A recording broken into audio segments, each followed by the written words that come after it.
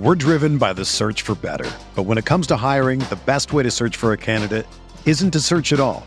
Don't search, match with Indeed.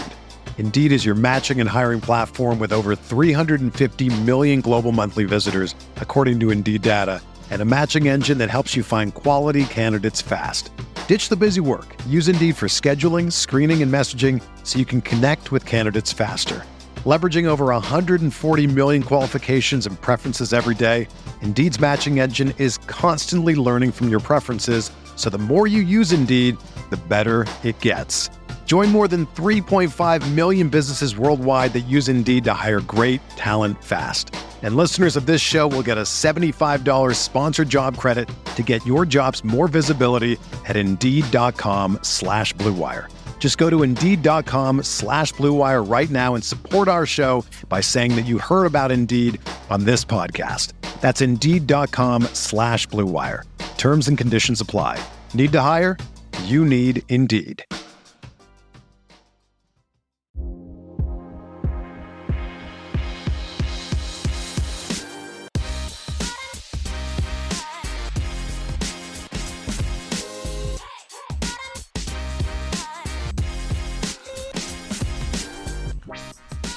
From the hills of Strawberry Canyon, I'm Coin Dang, and this is the Golden Bear Cast. Let's go. Go Bears. What is up, Cal fans? We are back with another episode of the California Golden Bear Cast. We are live recording here in the East Bay where it is raining. We are a proud partner of the Blue Wire Podcast Network. And we are here. The rain piece was important. I didn't just say that randomly because it is the perfect depiction of our collective mood right now. It feels like it's been raining on us Cal fans literally since Aaron Rodgers tested positive for COVID. That was the beginning of the rain, and it was proverbial, and now it is literal. So Rob, co-host, what's up? What's happening? How's life? Would you say that the inflection point was when Rodgers tested positive, or would you say the inflection point is when Rodgers went on Pat McAfee and went on a 40-minute rant? The beginning of the rain was the positive test, but really the beginning of the storm was the Ian Rappaport tweet that he was unvaccinated, and what came of that. And him saying I'm immunized or whatever the hell how you pronounce that word. I can't even imagine talking to the press and trying to pronounce that damn word. Immunized.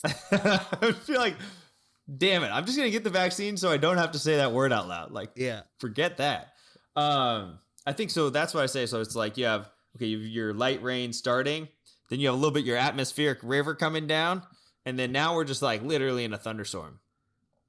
You're saying thunderstorm is worse than an atmospheric river? Yeah, because there's lightning involved. I would say we're in like full on like hurricane, like, Irma. Hurricane like threat level 5. Wait, is Cat 5. Is it higher the number the worse it is, or is it lower the number the worse it is? It's higher. So Cat 5's worst. Yeah. I'd say we're like maybe a 3. We're looking at 3. 5 is major cheating scandal for me. What would be a Cat 5 Dude, hurricane? 5 for me, I'll tell you a real one.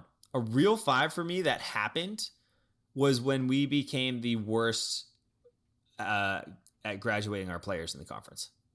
That's your Cat 5. That was because we've always had that, and we've always held it over places like Oregon, Washington. So we're saying like to Cal. Like, not just in like a college football athletics stratosphere. Because like in that sense, I'm like that's like Baylor Art Briles or like Joe Pa Penn State. Like that's Cat 5. That's Cat 5. My Cal Cat 5 is because we haven't had that. But if we did have that, that would be Cat 5. Okay. So maybe you say that this is category 4, but that was a big deal, man. Like it was basketball and football. And like, I remember there's nothing worse than a bunch of Oregon fans being like, wow, we're better at like academics than you guys are. And you're like, no, you're not. Like, absolutely not. But are we academically prowess? Loaded question. It could always be worse. The theme of the 2021 California Golden Bearcast. Always be worse. The Jimmy Lake story. Well, we got a lot to talk about. I'm thinking this is going to be a decently long podcast, so let's just start hitting our notes. All right, let's start at the top. Let's start with the start of the storm. Right. Let's start with the little sprinkle, the little the clouds are setting in a little bit. You get a little bit of rain. You're like, I should probably get home quickly. And what is that? It's that the Aaron Rodgers story drops where he's unvaccinated and he tested positive. And that was that. And then it leads into the whole going on a full-on anti-vaxxer rant come Friday. So the progression to that day, I mean, that was just such a sad day in life. It was interesting, though, because we were on this podcast the week before and we had talked about how that maybe Rodgers had missed with the Tedford ceremony and that he was upset, but that Tedford, might not have wanted that and that his ire was misplaced. And that we heard that could have potentially been true. Right. And that was when I had that first moment where I was like, damn, okay, like maybe Rodgers is just kind of like a grumpy grandpa that like lives in Wisconsin and just is like really hard to please, right? Or he was just having his old coaches back. It was just one of those. Sure. This is the first time I ever had doubt on like the way we idolized Rodgers. That was the first time I tweeted. I was like, this is the first time where I was like, yeah, like I felt off about it. And then he tested positive for COVID and I was like, yeah, so okay, like that feeling was really correct. And then it was like he went on the McAfee show and it was like, holy bananas, this dude is bonkers. Is it CTE? Like, what is going on? He took the right-wing playbook for vaccination stance and played it to a literal T. He went into cancel culture. Well, we need to preface that first because his first statement was that he was a critical thinker. Yes. And that he was not a flat earther or an anti-vaxxer. That's what he prefaced his rant with. And then proceeds, and I toss it back to Andy. Well, let's see. Woke mob, cancel culture. He compared himself to MLK, which is the worst part of the entire thing, in my opinion. He said he was friends with Joe fucking Rogan. God. Wait. We're forgetting that he took ivermectin. He actually took said that. Ivermectin and said that the vaccine, he was worried about it making him sterile. He also added that he was allergic to something in the vaccine, which I believe the stats are 22 out of 1 million.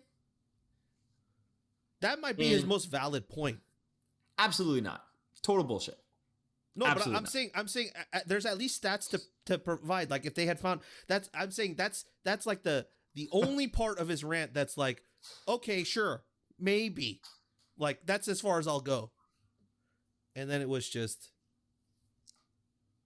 downhill. Yeah, I agree. So I'm trying to think. Did I miss anything, Rob? I'm trying to think about.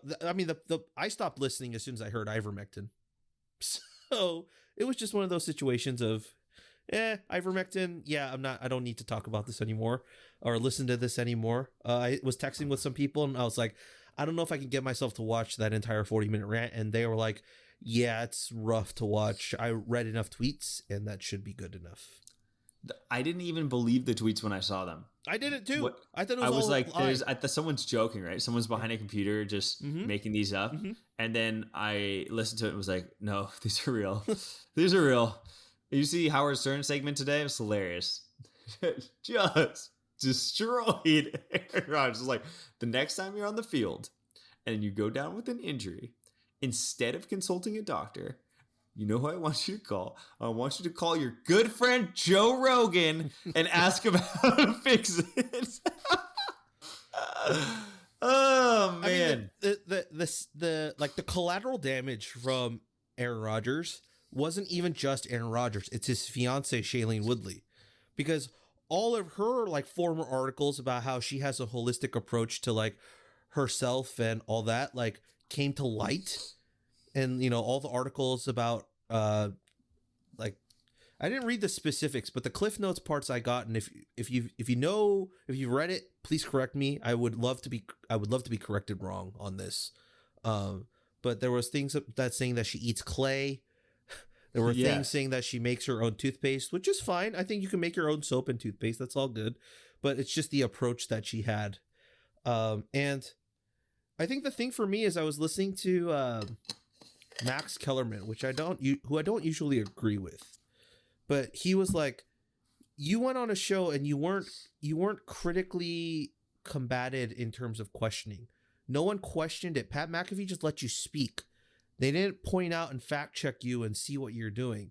And his biggest point was because Aaron Rodgers kept saying like he wanted to have a conversation, right? He didn't want to be confrontational.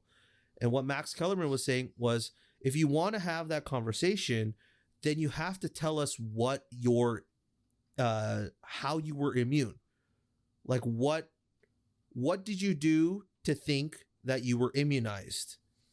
And from that, like, people talk about the evidence and they actually break into what he's saying and see if there's any scientific basis to what method he used to say that he was immunized, right? He has to be able to take that criticism and get that, study done on whatever he did.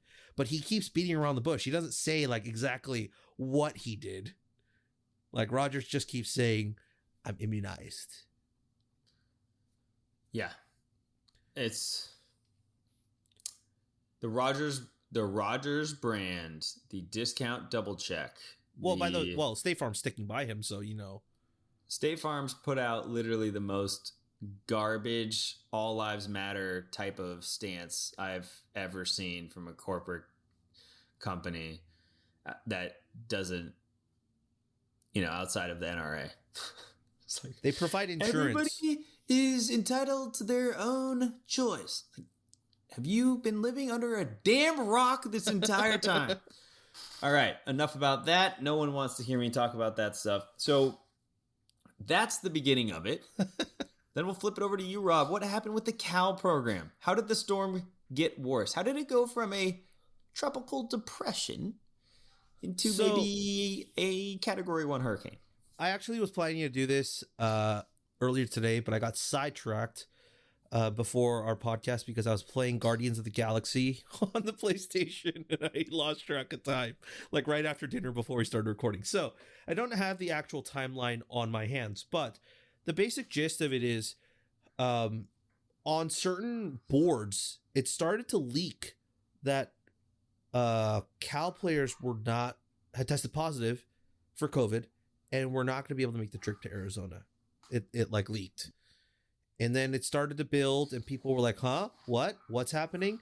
And then the statement from the university and the athletics program comes out that there's multiple players that tested positive and they will not be making the trip, and that they're testing other players and so on.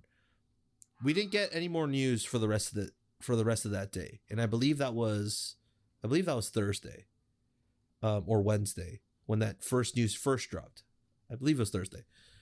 And then Friday, there's a little bit more news that trickles out, like about how many players. There's some dudes that are like, because they're traveling Friday afternoon, right? The flight to Arizona with the team. So this news starts trickling out. This guy from Arizona says there's like up to 50 people missing from the team, which ultimately came out not to be true. We found out in the broadcast that it was, what was it? Was the number 24, 26? 24 plus 12, I think. Yeah. 24 players, 12 coaches. 12 coaches. Or 12 staff. Yeah. 36 total. I mean, 50, the first time I was like, no chance. No, and then, yeah. But it wasn't that far off. Yeah. I mean, they just didn't think about staff. I mean, it wasn't 50 players. Yeah, I mean, but... the pregame show said it was like 5 coaches. Like I had heard it was 4 coaches. There was like another, Roxy Bursney was interviewing Wilcox before the game, and Roxy said 3 coaches missing. So the numbers were just like all over the place, right? And as a situation like this unfolds, like, of course, the numbers are fluid. And then, so all that happens. 24 players don't go. The game still gets played. And then after Saturday is when the questions start to come in, right? Of like, how did this happen? When did we find out? What was the protocols that knocked these guys out from not showing up? If we had won the game, no one would care, right? It's the fact that we had lost the game is like when it starts to, because all the fans just want to know, why did this happen? People were blaming the city of Berkeley. People were blaming the athletics department. People were blaming the players. People were blaming the coaches. It was anywhere like people could throw blame at. They were trying to throw blame at someone to scapegoat like this situation and this loss, to somehow rationally comprehend that was the reason, or that person was the sole reason, that group of people was the sole reason that led to this result. Which, of course, now knowing not all the facts, but some more, it feels like it's across the board, right? There's decision made, there's whatever it may be, just across the board that is not a good look on anybody. But that's what happens. And then now today is when we start to get some more information, and we could go through all the details, but like you could easily go to Right for California and read Avi's article that literally timelines you through like everything that happened. And like when press conferences happened, who they talked to, when they found out, so on. We still don't know all the details. I believe Coach Wilcox is scheduled to talk to press tomorrow. So maybe we'll get some more answers there, but it's not the greatest of moments right now. So that's where the timeline is at. The timeline is helpful, and there's a couple of things. I guess I'm going to go into this now versus later. So I feel like, and I gave you a heads up on this one, I'm going to wax slightly into some thoughts I've had about the world we live in and the time specifically that we live in. I'm ready. And what I think happened somewhat, and this is just an opinion of a guy that's, the East Bay resident and just got to see how things have been kind of unfolding. And what happened with COVID was it was something so big and so large. And I say this, sorry, like once again, just trying to make sure like everyone knows this is just my opinion on this. But COVID became this event where everyone was seeking to understand and wanting to know who to blame. And it became a blame game that went all the way to the top. Our president at the time played that game and scapegoated, and we scapegoated, and we scapegoated. And we drummed up anti-specific, anti-Asian violence and things were horrific events that have brought us back 30, 40 years because we were searching for somebody to blame. And it's this idea of that in any scenario, there has to be somebody accountable for what had happened. It couldn't have just been natural of the earth and just appeared. It had to have been, quote unquote, manufactured in a lab, right? And in so doing, what has happened, I think, is we have started to do this in other places in our lives. And this week, in my opinion, was one of them, where we went from everyone on our team has COVID. And I think that's where that conversation should have ended. It's a pandemic. They got COVID. It's a statistical anomaly that 24 of them tested positive for COVID if they were all vaccinated. It should be written up in scientific studies. But instead of talking about the rarity of why and how this happened, and the ultimate guilty party being COVID, we started to place blame in all sorts of different areas. So it started with the players. The players were going out. It was Halloween. They weren't wearing masks. It was on them. How the hell does anybody know that they got it from going out? They could have got it from going to La Burrita. They could have got it from going to Top Dog. They could have gotten it from playing Oregon State. There's no possible way that we know with any certainty where any of this happened. And you cannot say that you know because you don't. And that's the thing with the pandemic. You don't know. And sometimes we just have to be okay with not knowing. There doesn't have to be this blame that has to go to somebody or something. And now you see the product of this, which is that this is not ending. And so when you talk what you just talked about, Rob, when you're like, almost everyone is to blame, I'm like, at the beginning, what I think, I'm like, COVID is to blame and COVID only, right? That's kind of my first thought. But now that you have everybody playing in this stupid, meaningless blame game, we've completely lost sight of what is actually at fault. And we're creating a story that is now continuing to exist when you and I both think this could have been over with and we should have been on to USC. And it's not going away now. No way. No chance. Nope.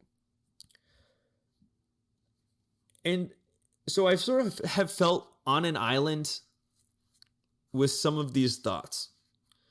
But the large part for me in why I believe this is because I know that I haven't held myself to that standard that others believe that we should have held our players to. And by the accounts or by the standards that we are creating for the coaching staff, I would not meet them. I will say it here. I'm not ashamed of it. I'm vaccinated. I just got my booster shot. I've been indoors without a mask with a group of 6 to 10 people on multiple occasions. I have done it. I have gone out to restaurants indoors in Berkeley and had a great, delicious meal with 40 other people I do not know and had a fantastic time. And I didn't have to wear a mask. That's as casual as it gets. And that's all it takes. And that is my point, is that it doesn't have to be this sinister act. It doesn't have to be a failure of leadership.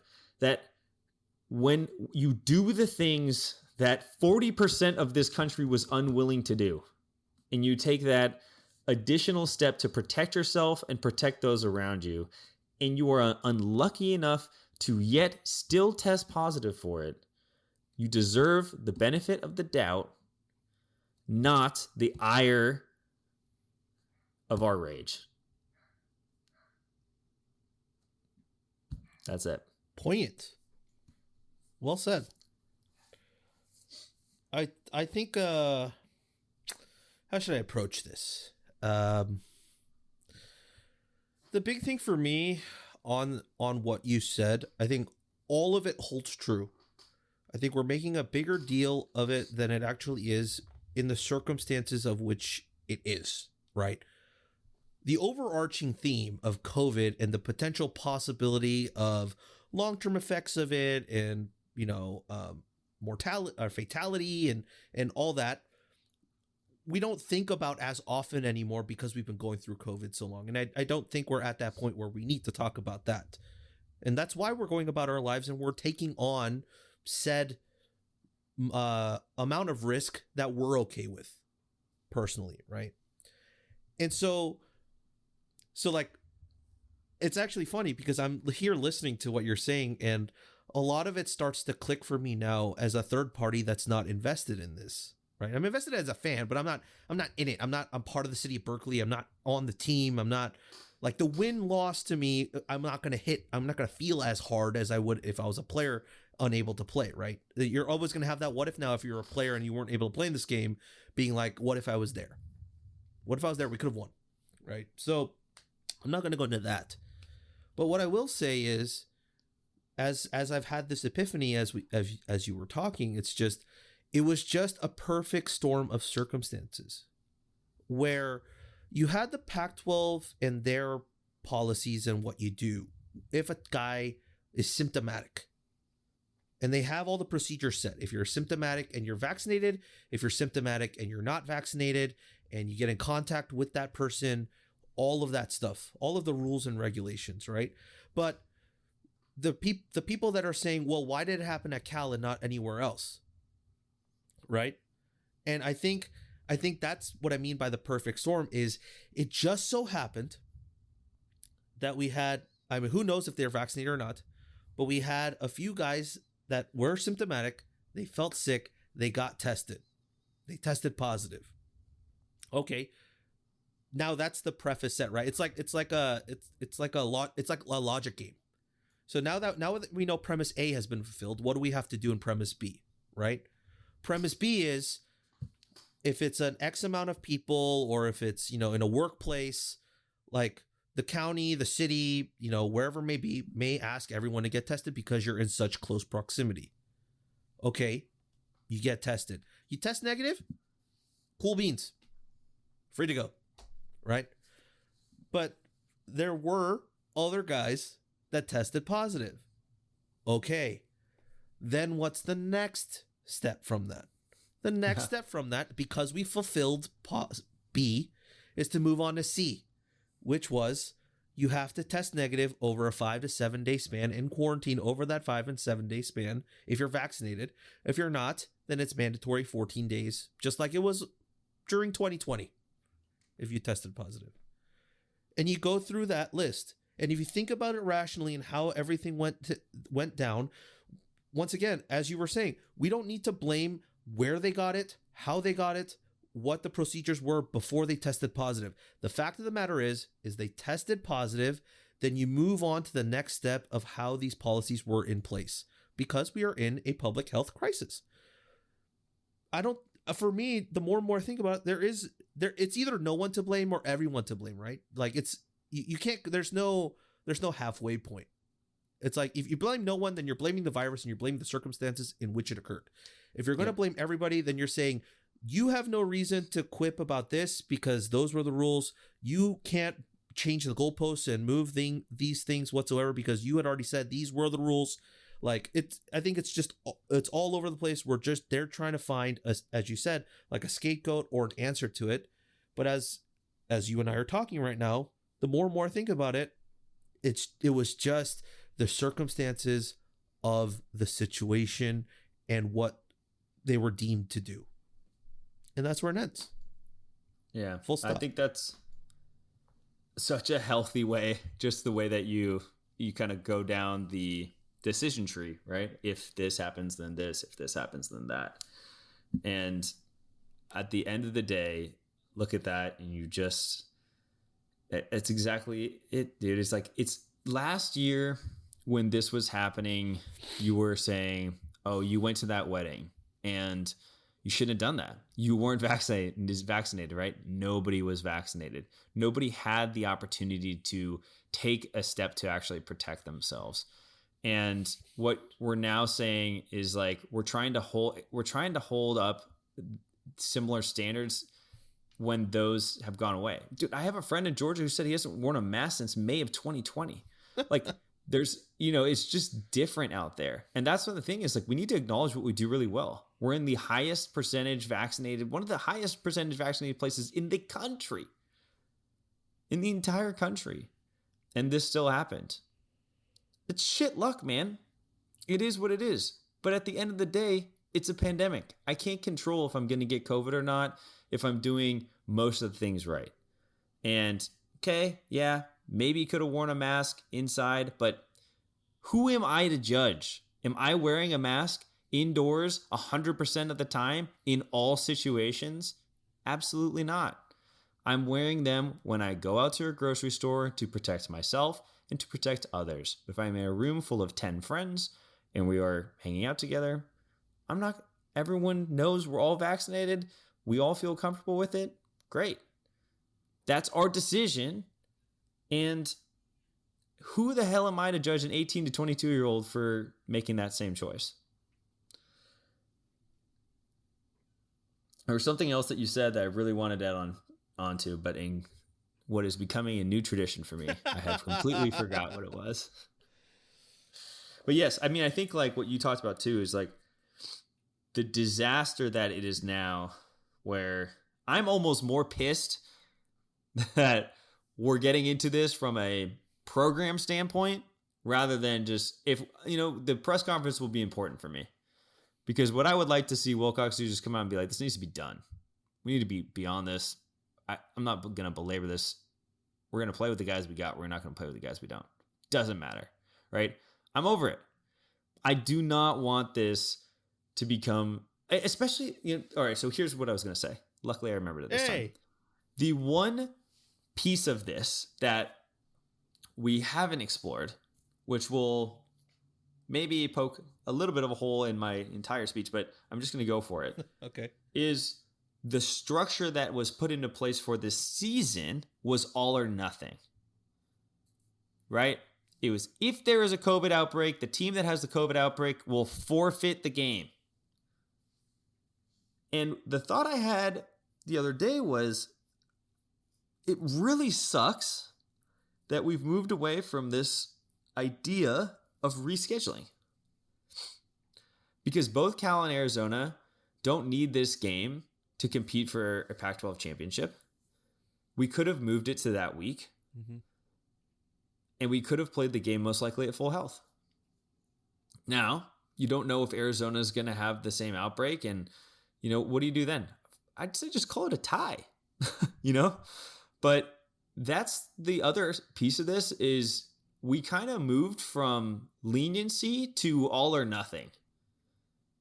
As a conference and as conferences and as NFL, like multiple orgs. But with how actually COVID has played out in this season, it's been so good that you actually didn't need that all or nothing. And so what I'd be curious about is, did anyone contact the Pac-12 and be like, we've moved a game because of fire. We've moved a game because of air quality. Can we move this game because we had an unprecedented number of players have breakthrough cases given our vaccination rate, and move it? Because to me, not having that on the table is also one of the things that you could look back on with a what if lens. But at the end of the day, it doesn't matter. And that's my point. It's unlucky. We have bad luck. We go to Cal. We went to Cal. This is it. We were going to come to USC on a 3-game winning streak, and there was 4-5 with a shot at going 7-5, and the program on a really nice upward trajectory swing, and it was taken away. And it was because of COVID. And it wasn't because of anybody else. It wasn't because of any particular person. It was because of COVID. And that's it.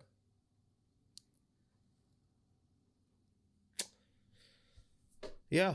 I mean, there's so many other avenues, rabbit holes, discussions that you can have about this if you were to go into the nitty gritty, right? You can talk about the coaches, you could talk about the players, you could talk about the city of Berkeley and their protocols, you could talk about the athletics department, you could talk about, I don't know if there's any other parties that are invested in this. But you know what I mean? Like you could easily go into every single one. And I don't think there's a need to go into every single one, nor is this like an NPR investigative journalism podcast where, we're going to talk about all the details and like every single possible thing. So I feel like we've talked about like mostly everything that like we need to talk about. But is there anything that I'm missing? Because I feel like we've had such a cohesive discussion about the protocols, the COVID stuff. I didn't want to talk about the COVID stuff for long, and we said that before we were recording, just because there's people that are going to be in their stance regardless of how they listen to our podcast, and that's fine. That is your opinion to have. That's why it's sports. It's opinionated, right? It's what you see and how you feel about it if you remove yourself from the X's and O's. So that is perfectly fine. I'm not saying anyone's opinion is not deserved, but you're listening to our podcast because you wanted to hear our opinion, right? So I think you got most of our opinions.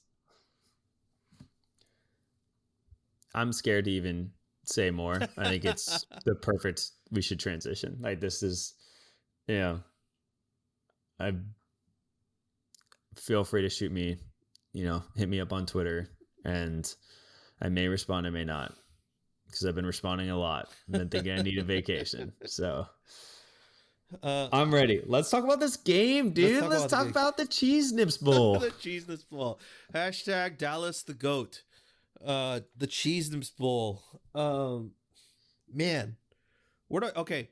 So I told you before we were recording, I said I'm gonna come today with 3 hats, with 3 different versions of me. All right.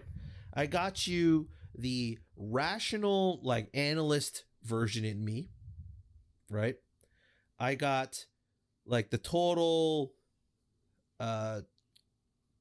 glass half empty, like, analyst in me. Like, maybe Nam's like taking over half my body. And then I got like the totally irrational, like, fan that just wants to see us win and the rest of the world burn. We're driven by the search for better. But when it comes to hiring, the best way to search for a candidate isn't to search at all. Don't search, match with Indeed. Indeed is your matching and hiring platform with over 350 million global monthly visitors, according to Indeed data, and a matching engine that helps you find quality candidates fast. Ditch the busy work. Use Indeed for scheduling, screening, and messaging so you can connect with candidates faster. Leveraging over 140 million qualifications and preferences every day, Indeed's matching engine is constantly learning from your preferences, so the more you use Indeed, the better it gets. Join more than 3.5 million businesses worldwide that use Indeed to hire great talent fast. And listeners of this show will get a $75 sponsored job credit to get your jobs more visibility at Indeed.com/Blue Wire. Just go to Indeed.com/Blue Wire right now and support our show by saying that you heard about Indeed on this podcast. That's Indeed.com/Blue Wire. Terms and conditions apply. Need to hire? You need Indeed. All right, so I'm going to be switching hats. Very Dark Knight of you. Mm-hmm. Love it. Mm-hmm. All right. I'm going to be going back and forth between the hats. I'll make sure to let you know which hat I'm wearing. Okay. But as we talk about this game, we'll go through it. Do you want me to start, or would you like to start? Feel free to start. I just want to say that this is going to be called the hashtag 3Robs. Feel free to use that hashtag. Once again, hashtag 3Robs as you are reaching out to us on Twitter. All right. So I'm going to start with, because Nam's not here, I'm going to start with the glass is empty negative analyst version of me. Okay? I'm going to start with that. So I'm gonna read off what I said, and if they're not complete sentences, I'll elaborate. All right. So the first thing is, COVID was out of our control. Right. Let's just knock that out. We already talked about it. Let's remove that from the equation. All we're gonna talk about is the players that were available and the players that were not. Let's just assume that these players were unavailable due to injury, for the sake of the argument, right? I don't want to go. We don't want to talk about that all again. So let's just say they were unavailable due to injury or injured early in the game, and we had to play with these guys, right? The indictment here on the football on the field isn't that the backup played bad, or that Chase was so good that had he not missed, we would have won the game. Right, because that's the argument a lot of people are using when it comes to the outcome of this game, right? Is that Ryan Glover was terrible, and Chase is our only hope and would have won us this game, which I think still a few of us still believe. If Chase was there, I think we could have won this game handily. Yep. But the question and the concern I have is the coaching staff talent evaluated a graduate transfer backup to come in from an Ivy League to become the protector of the floor of the program. Right? That's why they named him the number 2 guy. That's the only reason they named him the number 2 guy, to be fair, or to be totally frank, right? Only has 1 year left. You bring him in as a grad transfer. He's the super senior. Why is he there? He's not to compete for the starting job. That's Chase's job. It's on the off chance that Chase does not perform well, or on the off chance that Chase gets injured, you have a guy that can come in and maintain the floor, so you don't have to test the ceiling of the quarterbacks following Chase. You don't have to test whether Kai is going to be good enough or not just in year 1, and you don't need to put that on his plate. You give him the full offseason to get through a quarterback battle and you win it. I think that's the healthy way to do this, to move on and to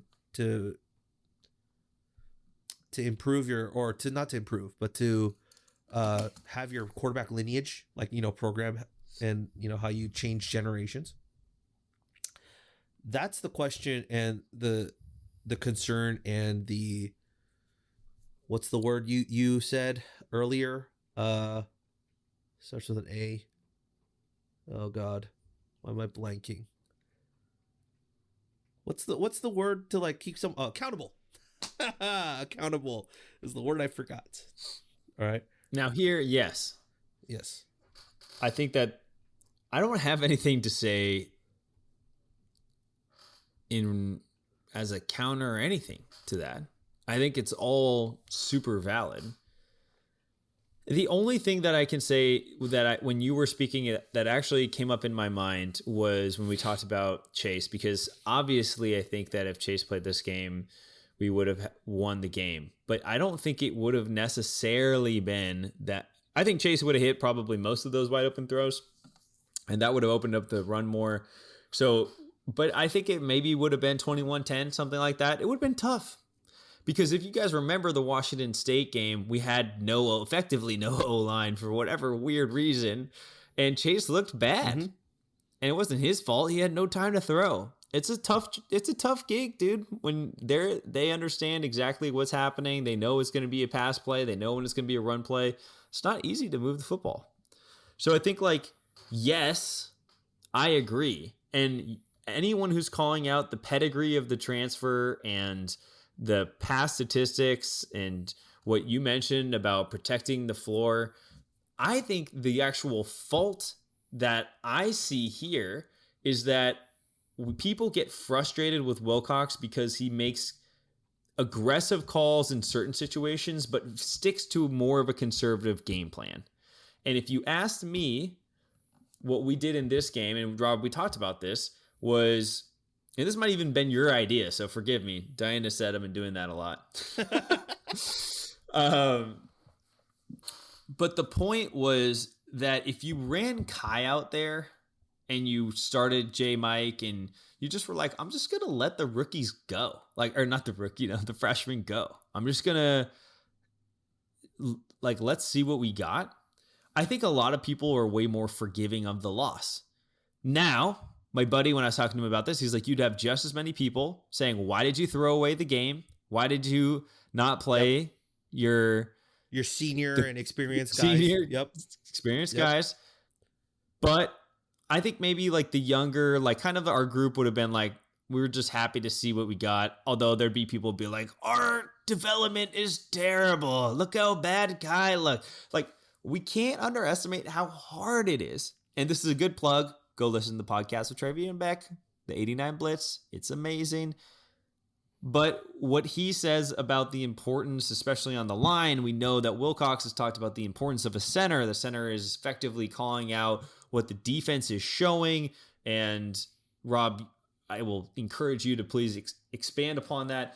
But that those three positional losses were far bigger than I think our quarterback. And I bet Glover probably showed better in every single practice than what we saw in that game because he was behind an effective offensive line. And we just didn't have it. And it wasn't like we didn't have the effectiveness in the first quarter. We had opportunities. We missed them. He missed them. He missed the throws. And then the defense was like, great, this dude can't hit anything. No problem. We're not going to worry about the pass. We're going to worry about the run. And as the second quarter went on, we had opportunities to make them worry about the run and open up pass lanes. But we kept taking really big deep shots. And so what we did, we dug ourselves a deeper hole. Third quarter rolled around. Those opportunities came less and less. We had to rely on ridiculous ass penalties to move the football. And then finally in the fourth quarter, it was just so easy for Arizona's defense. It was like, cool, we know exactly what you guys are going to do. So it's like, yes, I understand. But I also like would look at that and I'm still like, I just don't know if we show much better with, a different guy just at that one position. I think it's the collective that really hurt more. Well, I mean, I'm gonna keep that hat on for a little bit, and you bring up a good point about the collective and everything that transpired, right? I mean, we could talk about the timeline and when he was getting first team snaps and when he wasn't. And, maybe we should have known this was going to be the case when Musgrave came out in his presser on Wednesday and was like, yeah, Chase was on the sidelines and we gave most of our snaps to all the other quarterbacks, and Glover took the most snaps because we needed him to get up to speed. Maybe that was already the tell that we were going to see Glover as the starting quarterback. And if that's the case, then, we saw him, he had practice Wednesday, Thursday, Friday. Like, as, Travion Beck, we keep referring to that podcast. He was talking about like usually the third string guy is the guy who's usually going to be your scout team, and I'm sure at quarterback it's probably one of the walk-ons. But whoever it may be, but the number 2 guy is still getting snaps throughout the season just to prepare him on the off chance that your number 1 guy gets hurt, right? So if we go big picture back again, and this is I think I'm on the same page with Nam about this. God, Nam's not going to listen to this podcast because he doesn't listen to other people's podcasts, but if he were, I hate it because he's going to be like, I told you so. But the glass is empty version of the analyst in me is like, how many times are we going to lose these types of games despite the mantra of the program being next man up and like we have to fight through adversity, right? Like in the moment, like in a specific game, like one play, you have to get over that adversity, or you have to get off the field on third down. That's that type of adversity. There are moments we've done that, right? But in terms of the macro scale of like games that you needed to win, in terms of the narrative and the progression of your program, you haven't gotten past those points at all, ever in a 5-year tenure, right? And the must wins, the ones you have to grind it out and win no matter what, we've rarely gotten those wins. This was one of them. This 100% was one of them. We were talking to Trey about that UCLA game a few years ago, right? That was another one of them. There are games that we needed to win out from a macro perspective, and you're just not able to do it. But the coach speak that constantly comes in is, we need to fight through adversity. We need to be next man up mentality. Guys need to be ready, and guys need to be ready to play. And at some point, if you don't start showcasing that, then it just becomes empty words. I don't want to believe those are empty words, and that's I just switched hats right there for a split second, but with my optimist hat. But like that's just what it is. If I'm just looking at the results and I'm looking at the paper and I'm looking at the wins losses that have piled up over the last 5 years. And that's the thing with like, I'm a big Manchester United supporter, right? And that's the thing. They call our team right now, under our current coach, Ole Gunnar Solskjaer, they call him Moments FC. Even more so this season, because we're not playing cohesive football. We don't have an identity. There's no specific way we play, but we still churn out wins because what? Sometimes the talent just comes above the surface and they rise to the occasion.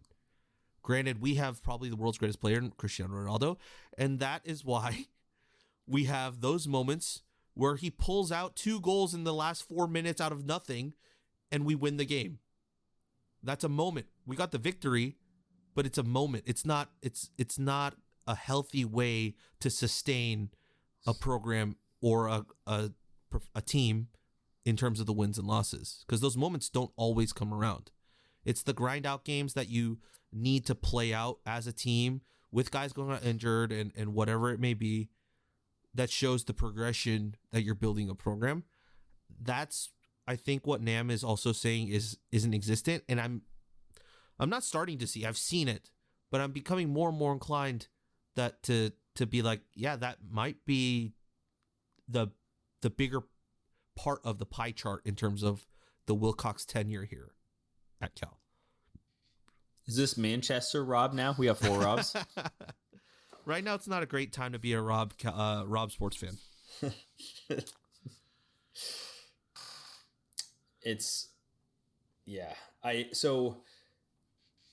I love this point, and the reason why is my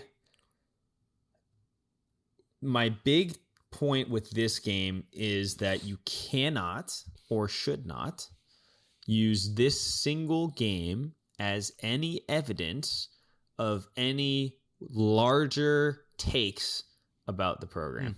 And there's plenty of people that are willing to do that and are doing it, and that's fine. But that's, my strong sort of take to that was that in and of itself, this game was so wild because of the pre-existing conditions that even though it felt like a game that we knew, it wasn't, because there's none of those other games where you're like, yeah, for full health, we're probably winning 35-10. It's like those games were literally coin flips. This was a game that was an absolute landslide that became a coin flip because of extenuating circumstances. So that's the piece. But I do want to kind of address this, is that, so I've had that stance. I made it very publicly on Twitter. So I took time Sunday and I was like, you know what? I've had enough of how I feel about it and enough of defending my own perspective on it. Why don't I go and talk to some of my friends that are fans and just ask them?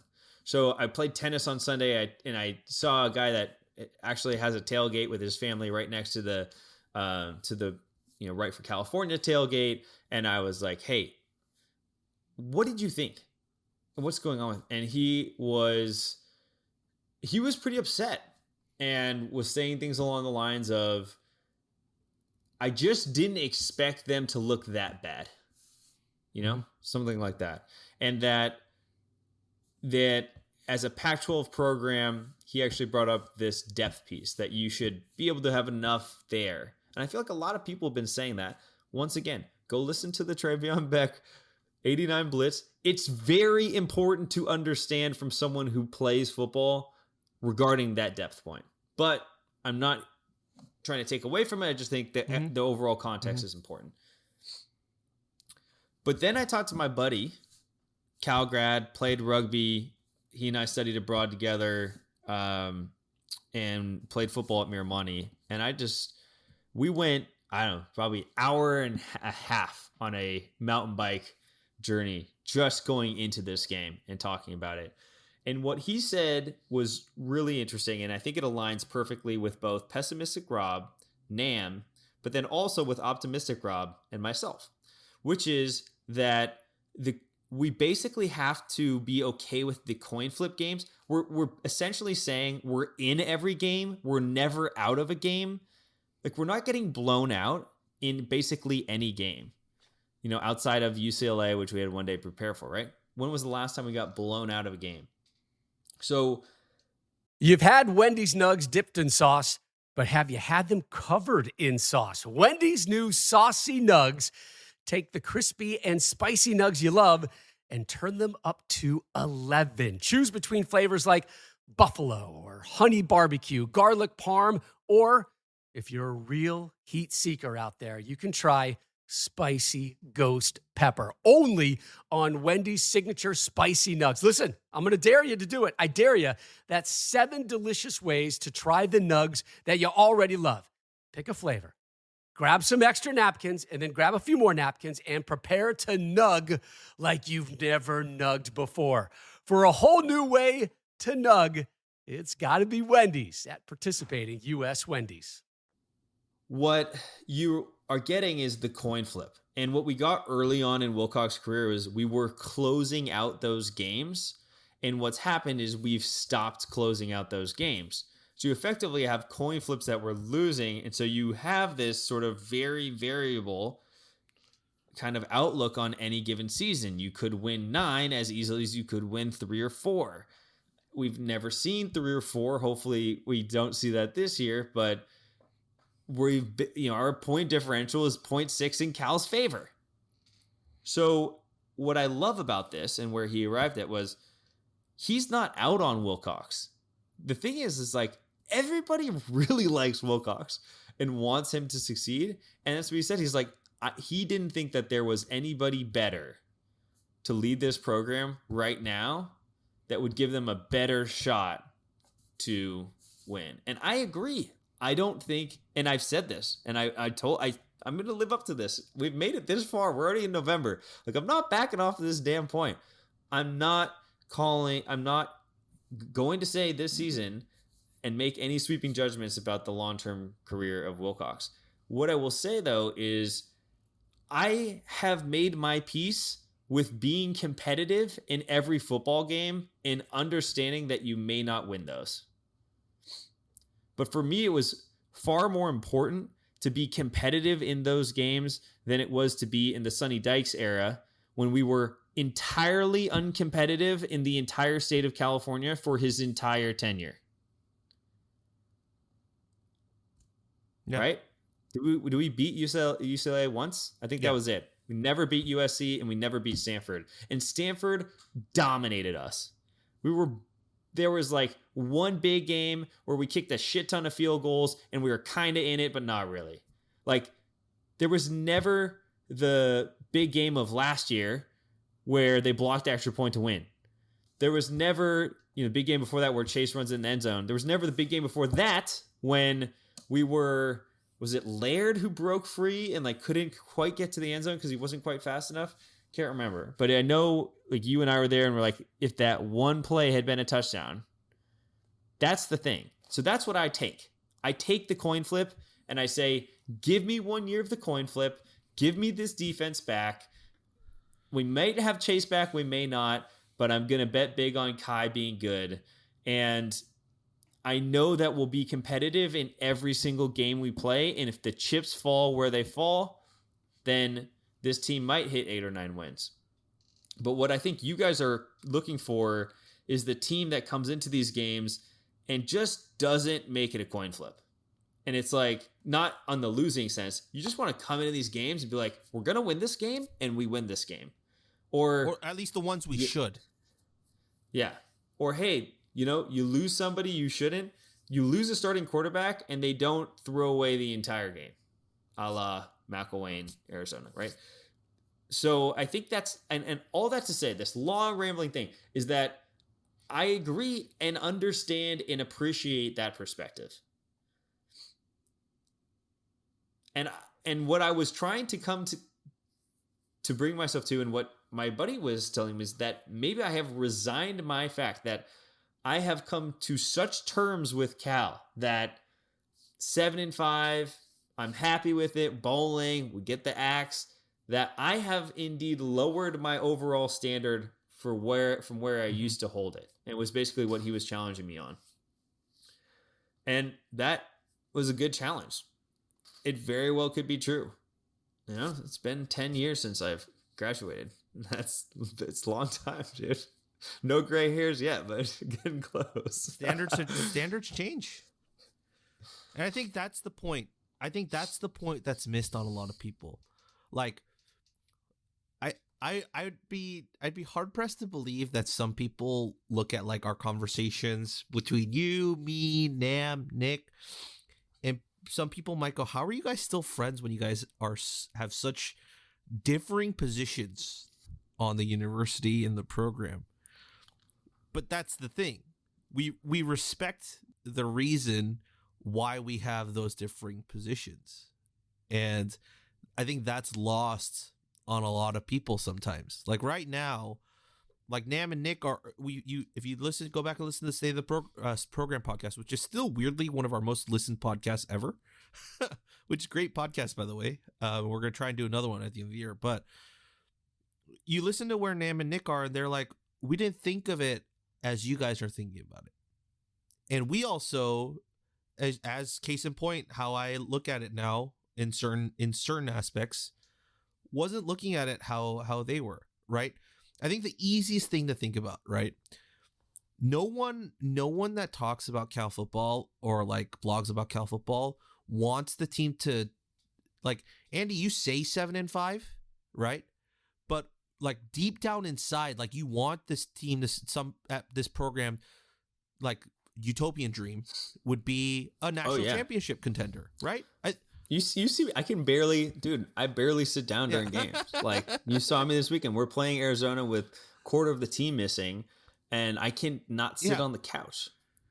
I mean, I say 7-5. I root for 12-0. It's like, that's all of us. But I say 7-5 to try and temper down some of my optimism that I've generally had for many years, because I've sort of learned that I think like I do think that's kind of a good expectation to have with a coach like Wilcox, because when you're playing this style of football, with the margins being as thin as they are,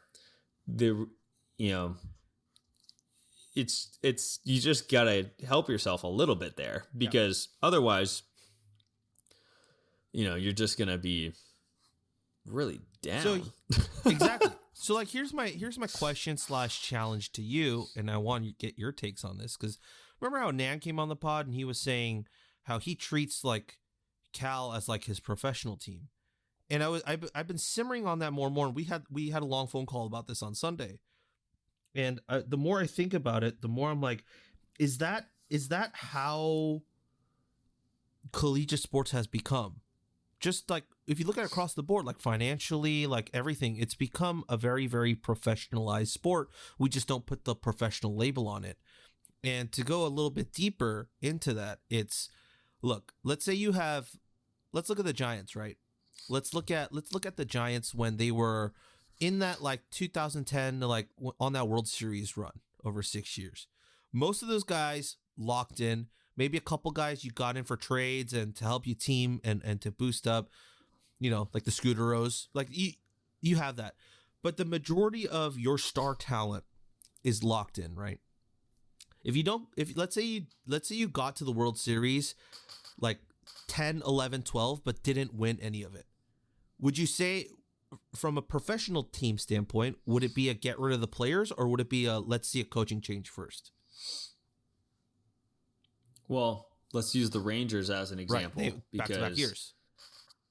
Back-to-back years. On Washington. And, one strike away, as close as you could possibly get, and weren't able to pull it off. And I think ultimately they did pin it more on Washington than they did on the actual players themselves. So I think that's exactly that's the trend that it's become. Versus if you continue that argument, if you make that change at coach, right, and it doesn't work out, then the next thing you have to do is you change the roster complexion, because by that time guys are getting older, trade value starts to decrease, the money's not being well spent, and you just know that you have to go into a rebuild, right? But the thing with college football is that it doesn't work that way. You don't have full on roster makeovers. You don't have, it's always like a slow burn, right? Unless you're the Alabamas of the world and the Clemsons of the world, where you send 14 guys off to the NFL like every year, and it's like a total roster makeover. College basketball is kind of the same way, with like the one and dones with Kentucky and Duke and so on. But for the majority of college sports, it's a slow burn. It's you bring guys in, you need time to develop them, body, everything, and then you start to see the fruits of your labor come that. Every time you look at a program and it's not failing, and you only can blame the coach for it. Of course, you have to blame the coach for not recruiting the right players and developing them in the right way and so on. But you have to take it in full, and then now I'm telling you, this is my optimistic hat rub on here, is we've seen the progression, at least defensively, of guys progressing and growing up. And we talked about that with Trey, right? It took a couple years before the takers were actually the takers. And it's clear that the DBs and the defense that we have right now is becoming a pretty outstanding defense, and most of them are back next year. So like all that to say that like sometimes we don't give coaches enough time in the collegiate ranks. We think that we need to go into these constant 5-year rebuilds to hit that home run hire just to be able to compete, when in actuality college football as a platform might be better spent to look at it as a long-term project of 8 to 10 years. Granted, if he's not winning after like 2-3 years, right, like consistently winning, like getting into a bowl game and it's just like 2 wins a season like every year for like 3 or 4 years, okay, yeah, sure, that's a extreme circumstance, but maybe you do need to make the change there. But for the rest, it's like you want to see, they talk about culture, they talk about like installing like your image on the program and what you want that team to be. And that might happen over a year, but you're not really going to see the fruits of that labor until 3-4 years down the road when you have multiple recruiting classes come in. And by multiple recruiting classes, I mean multiple generations of recruiting classes. Like 2 recruiting classes might get you those wins, but if he bombs out on another 2, then, you know, you don't have the foundation of the program to continue. And I think that's where maybe some of the difference lies in how people think, is because you and I look at this program and we go, that's why we're willing to give Wilcox more time, is because we might think of it as a 6 to 8 year term thing of turning around a program and getting it to that point, because we went through Tedford, right? Because we saw him get that much time. It's a little different. It's a little different. Yes. Yeah, because he saw immediate success. But I think that's some of the changes. So like, that's the question I had to you, was like, are we on the, am I tracking all, like, you and me correctly, or or do we need to start maybe upping the ante and treating it like a professional team with the money that's being thrown around? It's a good question, because I would make the case that if you look at the overall landscape of college football, that it has changed drastically since Tedford was here. And a lot of people look back on the Tedford glory days of, why can't we just do that? And I would say to that, look around and what's happening in college football. And that's why we can't do it anymore, because the players of a Marshawn Lynch being in your backyard, or Deshaun Jackson, a 5-star wide receiver, choosing to go to Cal instead of USC. You know, that dude's now being recruited by Alabama, Clemson, Florida, whoever you want, Georgia. You know, the movement that has happened now is much different than it used to happen back then. But to your point about like the professional side, like, I just don't think I'll ever look at it that way, because for me, it's much more important to have someone that I think represents the university well, graduates their players at an exceptional rate, cares deeply about building them as, you know, individuals, professionals, and leaders. And I also would add on top of that, like, what's really interesting is the way that Knowlton thinks about, like, Mark Fox, right? He gives coaches 3 years. And I was thinking about this, like, we had 3 years of Wilcox and we achieved 8-5. And then we kind of had to reset from that. And then we've had a bunch of weird shit happen in between that, which was 2020 and COVID, and this season. But to me, the penultimate year is next year, when we return a ridiculously deep defense around an offense that, you know, we'll have J. Mike, Justin Baker, and Jeremiah Hunter, and Damian Moore, as well as Chris Street and DeCarlos Brooks, maybe, all potentially, and Jermaine Terry being a part of that. So that, to me, is like, if you're ever going to build expectation, build it around next year. But this, to me, was not the right year to do it. And that's why I went with 7-5. But I'm not close enough. I don't look at the program as a professional team. And we talked about this. Like, I'm not over the summer listening to a bunch of coaches' interviews and, like, concerned. I'm, like, taking the time to, like, you and I are on different podcasts talking about random shit that we're talking about the Olympics. Like, you know, it's like we build that separation. Whereas with the Giants, I'm, like, cued into every single signing. Who are we signing? Why are we signing them? How do they look? What do they look like in spring training? What is our roster looking like? You know, I'm paying attention to that at a much deeper level to try and get a sense of what is there. With Cal, I like to figure it out more slowly, because it's college. It's imperfect.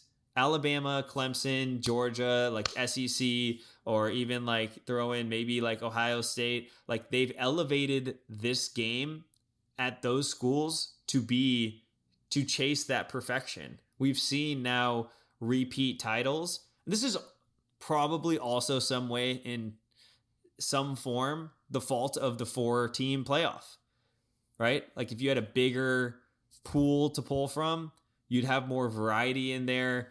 And I think players would be more likely to go and stay home than be 4-string at Alabama, because if you're 4-string Alabama in 3 years you're likely to be on, national television winning a championship, versus if you go and start at Cal, you're probably never on ESPN. You're just at noon on Pac-12 network. That's just how it works. Starring it up. There's a lot of pieces there. I mean, the other thing too is like, we keep chasing this as a pro team. Like, dude, I don't know how to say this, but like the Bay Area doesn't look at sports the same way as everywhere else. And if we're trying to if we're thinking that a 5-3 or a 5-2 Cal team is going to sell out Memorial, maybe, but I don't think so, because the Giants won 103 games and needed to win every single game at home against the Diamondbacks to close the season, and we pulled 21K. 21 and 22 and 25. Nothing. And that team had 103 wins. They were better than any Cal team has ever been. Period. That team was unprecedented. And in the closest pennant race and the best pennant or divisional race I think I've ever seen, in regards to the talent and the total wins between those two teams. And we're pulling, stadiums that are missing 16, 17K. So I don't know if professional standards in a collegiate game at Cal work well. And you also see the insanity of it when you go on the other blogs and they're like, Alabama loses one game and everybody wants Saban fired. And I don't want that insanity. I don't want to chase that. Dude, give me 7-5 over that banana shit. I don't want to have fans that That's are, a hot take, That's definitely a hot take. But I'm not saying that it wouldn't be awesome to be competing at that level, but I also don't want the baggage that comes with it. And the baggage that comes with a professional team. Though. Right? Oh, but I can. Can you? I can. I can have my cake and eat it too. I think I don't know if you can. But all of that stuff, let's take Alabama for example, all that crazy stuff that goes with it. That's part of being a team and a program that consistently wants national championships. And that is the standard you're putting on it. And one loss, and as you said, it's a direct causation of the 14 playoff. One loss could knock you out of contention for a national championship. Right. Change the playoff, because it shouldn't matter that much. And and that's what I'm saying. It's I'd rather compete at 9-3 and at least have some semblance of dignity than compete for 12-0 and be having all of our boards just be people attacking players and chasing coaches out of town. It's just what then we've lost sight of they're student athletes. I think it ultimately it comes down to not only your expectation for the program and the standard you're setting for the program, but your expectation and your knowledge of how the program works, what the finance situation of the program is, and what they're able to do within that premise, right? We don't rake in the money, nor do we have the donors that come in like an Oregon or schools like that, right?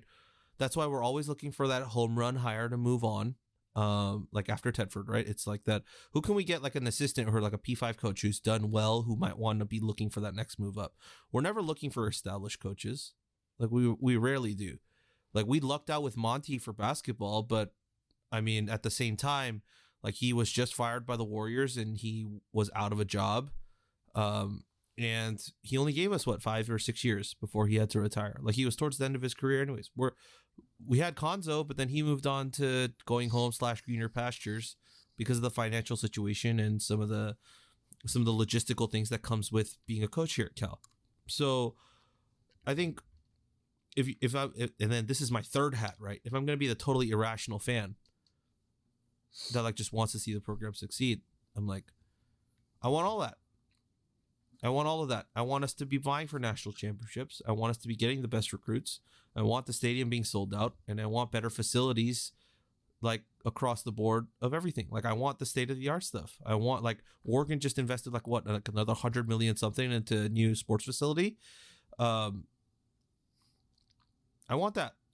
I want to be able to point to that and just be cool. It's like it's so first world country problems. But as if I'm going to be a rational fan, that's what I want.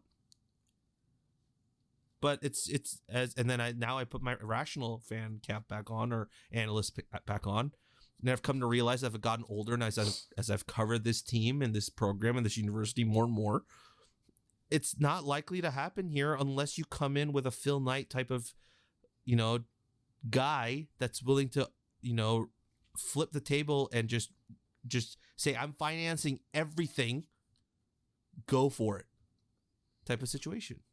It's just not going to happen here. So we have to make do with what we have. And I think, Andy, you've come to terms with 7-5 is what you'll make do with. Like that's the bare minimum that you want. I still think my bare minimum was probably around 8 wins. 8 or 9 wins consistently, and then every once in a while vying for like the 10 or 11 win season. But I think that's the realistic way. Maybe it's healthy, maybe it's not. Maybe we're just getting old and we're Debbie Downers. I don't think this is a Debbie Downer at all. I think it's a positive outlook. I hope. It would really change my worldview if it was a negative outlook. But I think that the thing that's beautiful about the NCAA tournament is you just have to get in. Basketball. I moved to basketball, just so you know. But that's the beautiful thing about it, right? You just got to get in, and then the magic happens. That's the magic. That's March Madness. But the flip side of that argument is you need the wins to get in. Don't get me wrong. Yeah, but you go 20-10 with your team. Well, you're on the bubble, and you could get in depending on how the team plays. But right, go on a roll. Exactly. You just got to get in. But that's the thing, is that the CFP is just chasing this idea of, we're chasing undefeated seasons. We've gotten so ridiculous where we almost had 5 of them, and we weren't going to we had to choose between 5 undefeated teams. And it's like the second you have a loss, everything is ruined. And dude, the NFL isn't even that way. It's not even close to that way. So I mean, if anything, the NBA is like expanded. Like they have the 8th seed play in now. Look at the Braves just won the World Series, and they had the least amount of wins of any playoff team. Right? I think they had the least of any single playoff team, definitely in the NL. And they just won the World Series. It's not about being perfect. It's really about progression. And that's what I think you and I have said the whole time. You progress well late, and you go on a run, 6-7 wins, and you charge into the playoffs. Or you charge in the Pac-12 championship, you win that. You charge in the Rose Bowl, you win that. And in the future, when we have a 12-team playoff or an 8-team playoff, you charge into that next game, you win that. Can take you places. That it can. All right. Did you have any other points? I know you had 3 points. That's it. Because we covered it. My last one was like program long term, talking about the coin flip nature of it. And Wilcox just like overall, I think being, just him being the guy that I believe is the right fit for now. I don't see anybody out there that I'm dying to bring in that I think could do the same thing, but make us that much better. Well, can we talk about one more point before we close? The news breaking today is that, or not, was it today or was it yesterday? It was yesterday, I think, that Washington fired their offensive coordinator, John Donovan, after 12 games, I believe, because they played, 5 games last year and then 7 games this year? No. Oh, no, they would have played more. Anyways, 14 games, something along those lines. John Donovan's out the door. So that's the question I had, is the stand, and that's what we were talking about, is the standard at which you hold this program accountable in terms of what you want.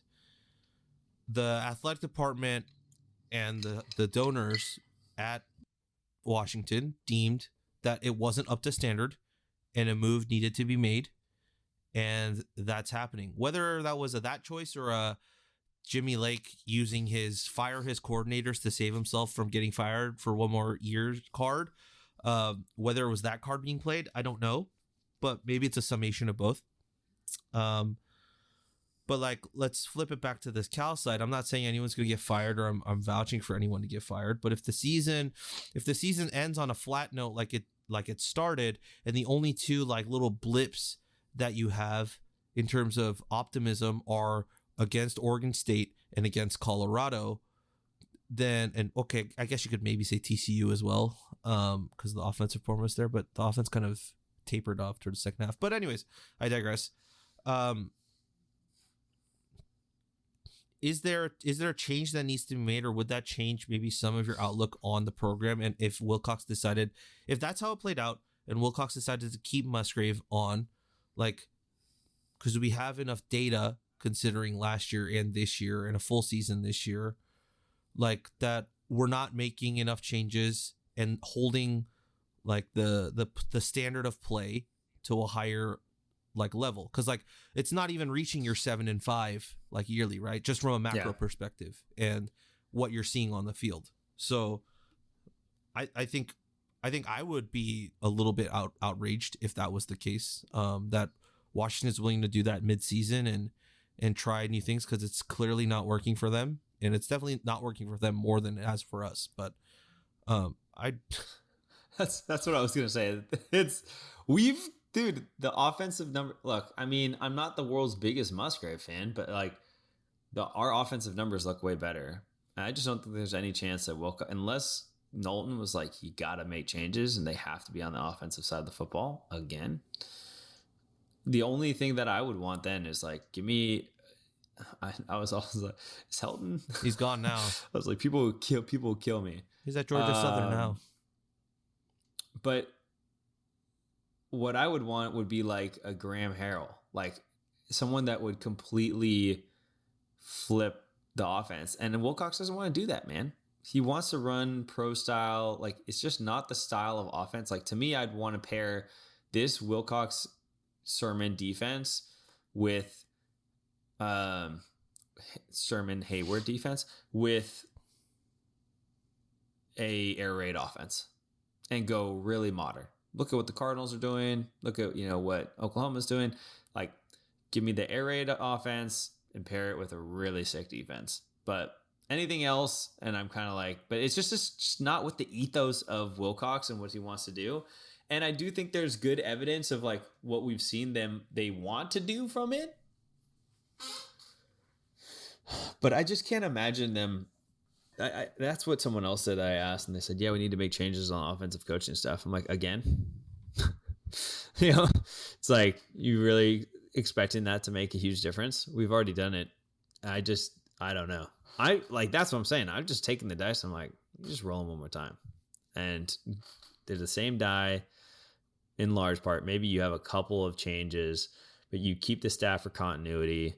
Musgrave picked out his quarterback of the future, Kai. And you go with it. And you see how it works out. But I mean, it's not like 2022 is going to get any easier for them either, And then, 2022 ends up becoming, if you don't win a single game here on out, 22 is make or break. If you go 6-6, it's probably not make or break, despite what people may want it to be. Well, I mean, because this season was the one you needed to win, because you could toss it up. If you had won more games this season, let's say you had gone 8 wins this season, and then you jump back down to like 5 or 6 next year, you could chalk it up to you're replacing a bunch of guys, you're moving on, and you're revamping the program. But the moment you toss all your chips into this season and you don't get to even the baseline of 6, then you're looking at a season next year where you have to travel to Notre Dame, you have to host UNLV, you have to go to Davis. Like, that's not an easy out of conference schedule. And then on top of that, like host Oregon, go to UW. I mean, we'll still play Colorado and Arizona. Man, I like that schedule. I really do. But I'm just saying it's harder to find wins there than it was this year. I disagree with you on that one. I like Nevada way more than Davis. I like TCU way more than UNLV. And Notre Dame's better than Sac State or whatever you want to compare it to. But probably should compare Notre Dame to TCU. You want to compare Power 5 teams, Power 5 teams. But I think I take 2 out of those 3. And then you get Oregon at home, who we've now played competitively with almost every single time. And you make the case as a home game, we probably win that. We beat them last time when they came here. You get Washington also at home. No. And yeah, dude, we played them away this year. So we get Washington at home too. Yeah, we do get Oregon and Washington at home in the same years, huh? And then you still have Arizona, who you get at home, and you have Colorado on the road. And they get LA away. Yeah, I don't know. Washington LA away State and Washington Stanford State at away home, and Oregon State away. SC away. Oregon State away will be tough, but Washington State, like a little bit of trap game vibe, but I mean, they look good. I like that schedule, dude. I do. That's what I'm saying. Roll the dice one more time. That's where I'm at. Roll it. Just roll it one more time. And I don't know. With all the COVID stuff, I don't know if Chase is going to come back anymore, but we'll see. There's a lot to talk about and a lot that we did. But I think we covered everything. Is there anything else you think we need to cover? No? I think we're good, right? So we got two things to end the pod, right? First thing is we got to talk about our victory cannon, right? We got anything that you're launching into the cannon despite a non-victory this week? My goodness. I have absolutely no idea. I can start to buy you some time. Yeah. The thing for me, I think that's been super helpful over like the last few months, like getting back into like society, hanging with friends. The one thing that's been super great for me, I think, is playing board games, like tabletop games, just interacting with people, like not on a TV screen or anything, very like analog, right? And I have a huge collection, and guys, I have a Dungeons and Dragons type game, like a campaign based game that I have buddies over at my place that we play every Friday night. And I cannot emphasize enough like how much good like memories, conversations, and like healthy it is to play these types of games that are strategic and you're testing your mind a little bit. You have the laughs, you have a good time, but you're not like glued to a screen. Right, you're not glued to, not everyone's looking at the same direction. You're making eye contact with people because you're sitting around a table and interacting. And I actually connected with someone from our tailgate. Andy, you met her too. Shout out to Stacy. She apparently is a very huge board gamer too. And we were like talking about like the different board games she plays. And we were like, I was asking her about certain games I had. And she was like, have you played this before? And I was like, I had never heard of that game before. But it's great. It's cool. It's great if you can find a group of buddies and a group of friends to play. I think it's a great way to get yourself back into the rhythm of socializing with people and all of that without like being outdoors or like, you know, with a lot of people and so on. With whoever you feel comfortable with, you can do that. And the best place to go to get that would be Games of Berkeley. Arguably one of the best board game shops like in the Bay Area. It's huge. The guys are nice. They'll give you such good recommendations. They also have this section with like local games where it's like with like game makers and creators within the Bay Area.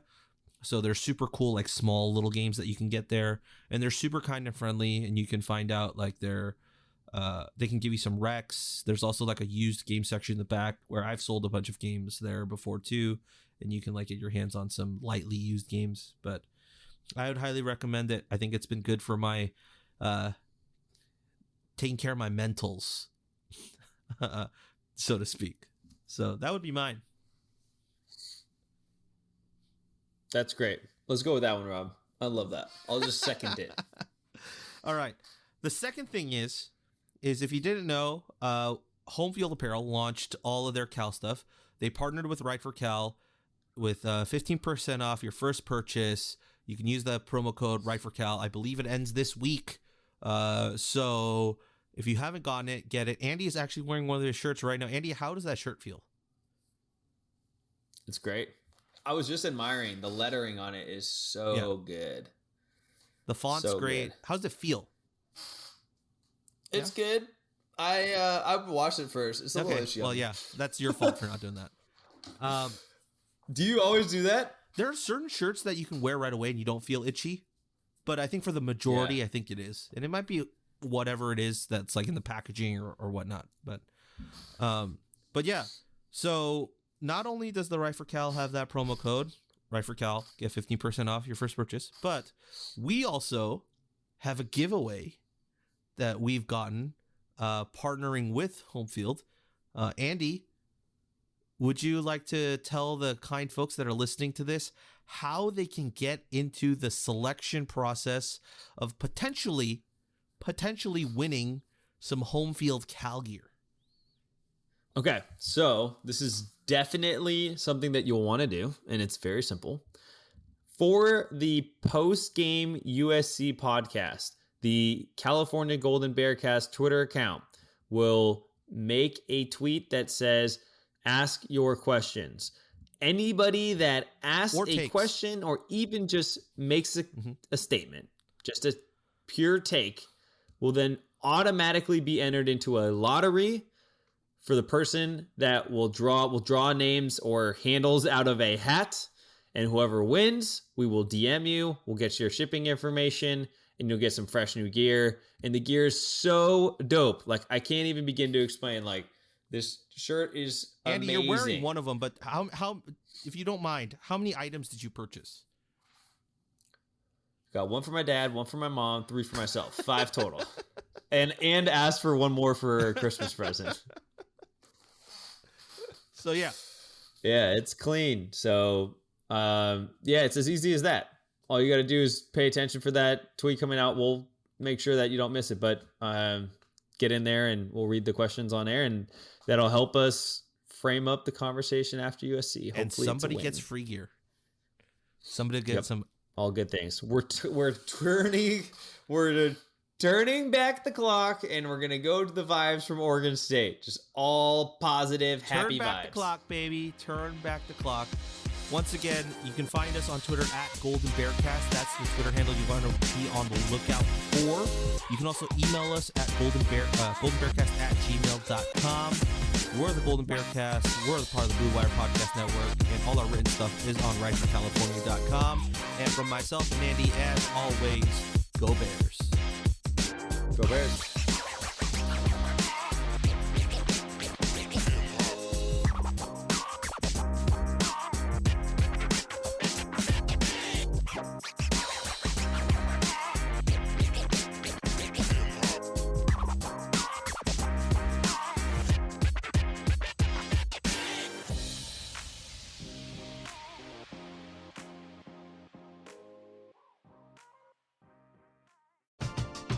We're driven by the search for better. But when it comes to hiring, the best way to search for a candidate isn't to search at all.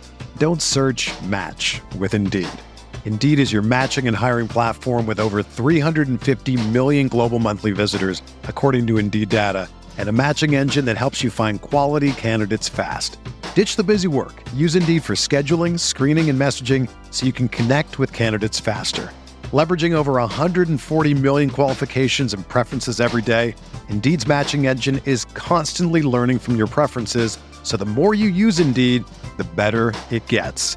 Join more than 3.5 million businesses worldwide that use Indeed to hire great talent fast. And listeners of this show will get a $75 sponsored job credit to get your jobs more visibility at Indeed.com/Blue Wire.